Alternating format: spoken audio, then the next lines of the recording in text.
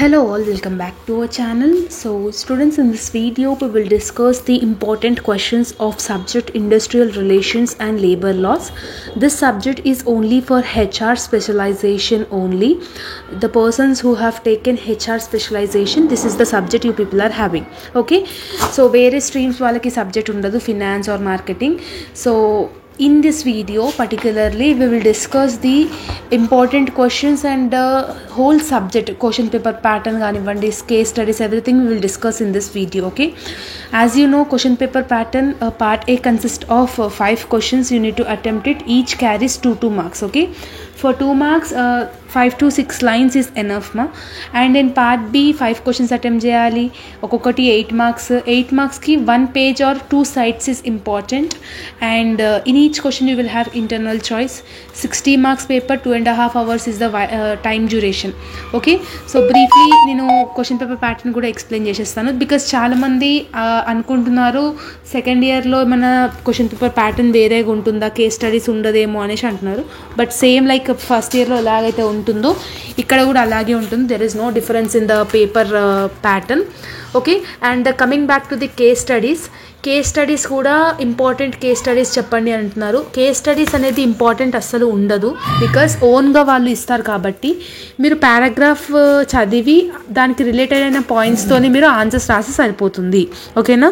So case study గురించి separate detail video అనేది చేస్తాను.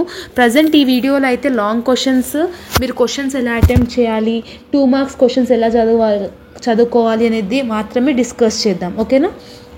First we will discuss long questions. Okay, so unit number 1 3 questions అనేది ఇచ్చాను. So every unit నుంచి నేను 3 క్వశ్చన్స్ ఇస్తాను. లాంగ్ క్వశ్చన్స్ మీరు ఎంత పర్ఫెక్ట్గా చదువుకుంటే 2 marks as well as case studies కూడా మీకు ఇందులో ఒక ఐడియా అనేది వచ్చేస్తుంది. So okay, so long questions అనేది పర్ఫెక్ట్గా థరోగా ప్రాక్టీస్ చేయండి. ఈ 3 క్వశ్చన్స్ ఏవైతే నేను సబ్జెక్ట్ యూనిట్ వైజ్గా చెప్తున్నానో అవి important and it's enough. Okay, for your final examination it's enough.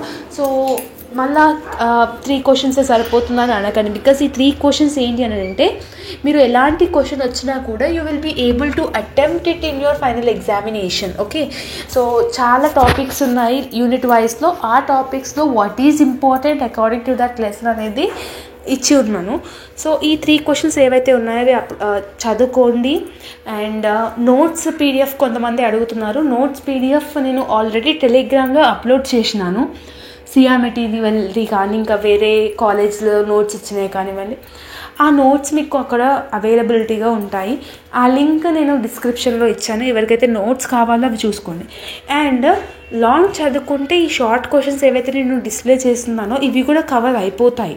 Okay, so సపరేట్గా షార్ట్ చదువుకోవాలని ఏం లేదు. సో ఫస్ట్ మీరు ప్రిపరేషన్ అనేది లాంగ్ క్వశ్చన్స్తోనే స్టార్ట్ చేయండి.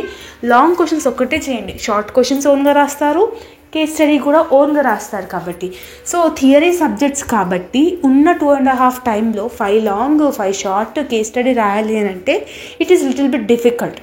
సో అప్పుడు మీరు ఏం చేయాలంటే ఆన్సర్స్ని పాయింట్స్ వైజ్గా రాయండి.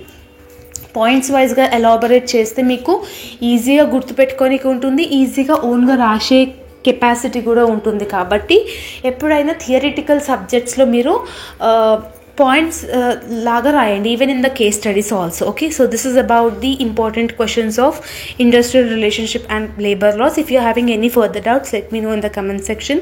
All the very best for your examination and all the very best for your preparation.